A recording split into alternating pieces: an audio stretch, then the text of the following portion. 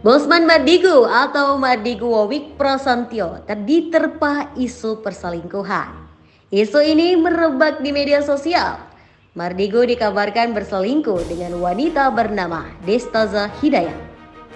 Yang menarik, Mardigu juga dituduh memenjarakan Hanif Wicaksono yang tak lain merupakan suami sah Destaza Hidayat. Aksi perselingkuhan Mardigu ini dibongkar oleh anak dari Hanif dan Destaza sendiri. Belakangan, Hanif akan membongkar chat selingkuh istrinya dengan Mardigu di persidangan.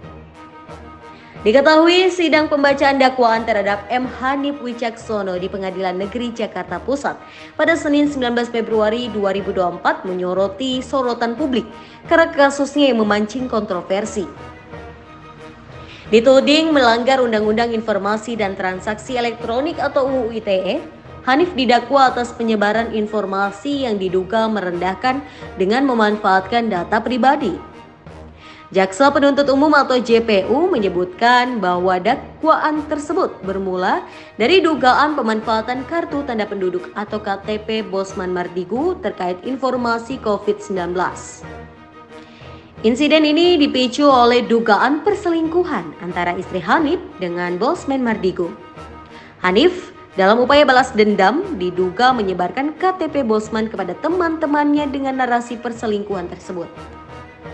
Dalam pernyataannya, Jaksa Andri Saputra menekankan bahwa tindakan tersebut melanggar berbagai pasal UU ITE, terutama dalam hak perlindungan data pribadi.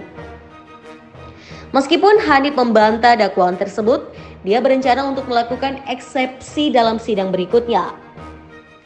Namun kuasa hukum Hanif, Ahmad Khoir, mengklaim bahwa kliennya ditahan atas dugaan penyalahgunaan KTP terkait pinjaman online atau pinjol tanpa bukti yang cukup. Hanif yang telah ditahan selama 4 bulan tanpa kejelasan menyatakan kebingungannya terhadap dakwaan tersebut. Sementara itu, Hanif juga mengumumkan niatnya untuk menghadirkan bukti-bukti chat yang memperkuat dugaan perselingkuhan istri dan Bosman Mardigu dalam sidang mendatang. Ini menambah dramatisasi dalam perkara ini. Sidang tersebut juga disaksikan momen haru ketika putra sulung Hanif memeluk erat sang ayah di luar ruang sidang. Momen ini menunjukkan dampak emosional yang mendalam dari kasus yang tengah dihadapi Hanif. Saya berperkara dengan Mardigu Wowik Prasantyo alias Bosman Mardigu Sontoloyo bahwa ada dugaan kriminalisasi terhadap saya. Terkait dengan Mardigu Wowik Sontoloyo ini,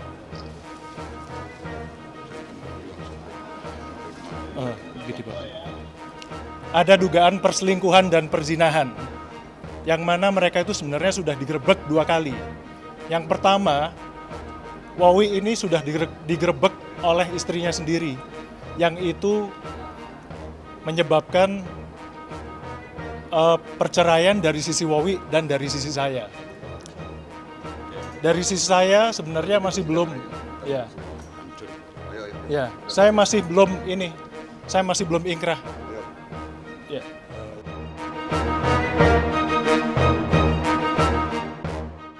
Mardigu bantah digerebek. Bosman menjelaskan bahwa foto yang disebarkan bukanlah di tempat yang dituduhkan.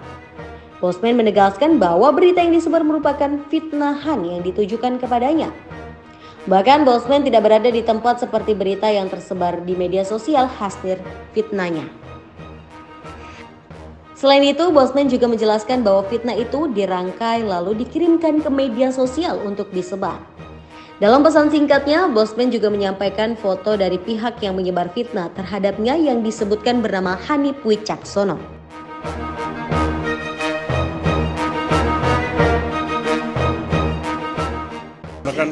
Rekan-rekan kan sudah dengar ya, hakimnya berhalangan, jadi hari ini pembacaan dakwaan ditunda. Yang pasti begini, terkait ini kan laporannya terkait adalah Undang-Undang ITE, terus perlindungan data pribadi. Nah,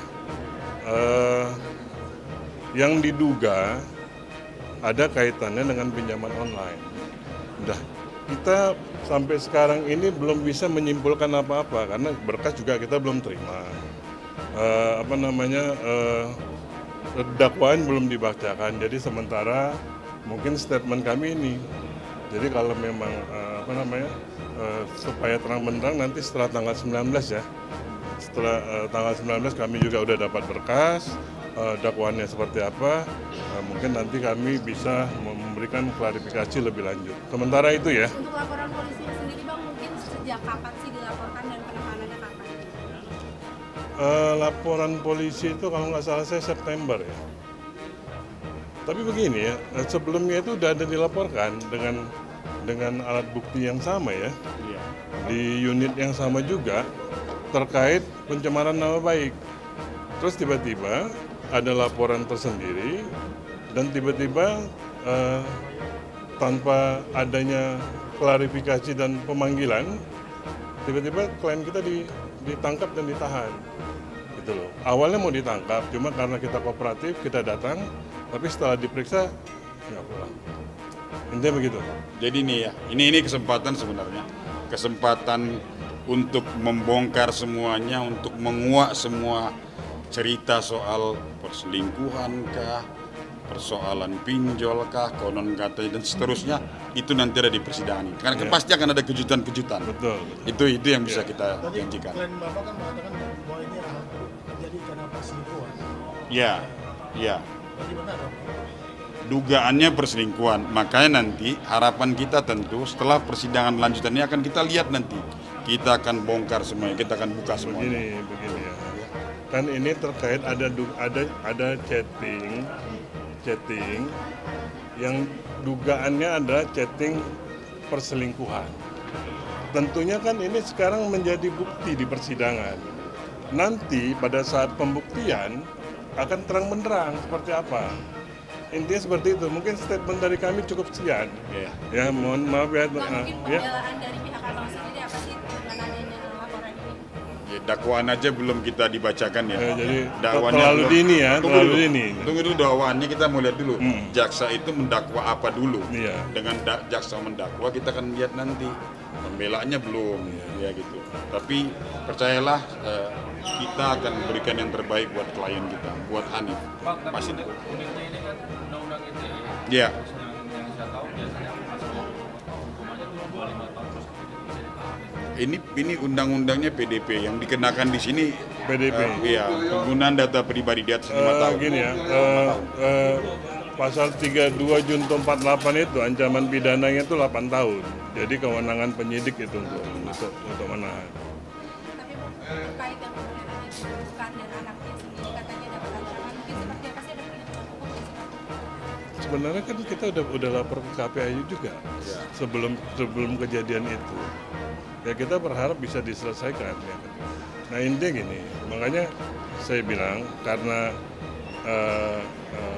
pertimbangannya mungkin sebenarnya gini ya, yang kasihan kan korbannya jadi anak nih, anak berpisah sama orang tuanya, sementara ini anak yang memilih untuk ikut bapaknya, dia nggak mau sama ibunya. Nah, prinsipnya gitu. Jadi sekarang kita tunggulah. Tapi yang bisa dipastikan sampai saat ini, Destaza kan masih istri klien kami. Sampai saat ini ya, masih istri klien kami. Karena masih berproses sementara itu. Ya. Udah cukup ya? Cukup ya? Untuk kondisi isi sendiri anak seperti apa Bang? Dan kabarnya ada kekerasan pada anak juga ya Bang? Oh ya, ada 8 polisinya kan? Memang ada 8 polisinya. Sudah kita laporkan. Udah kita laporkan. KPAI juga. Ya, dan klien kita juga ada melaporkan saudara Mardi Guawi kan, ya, di Polres Jakarta Selatan terkait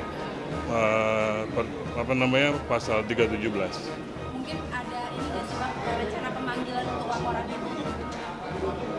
Begini, kita kan belum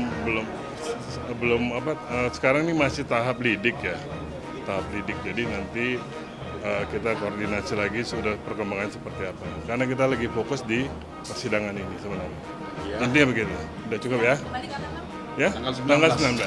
19 ini. Agendanya pembacaan dakwaan.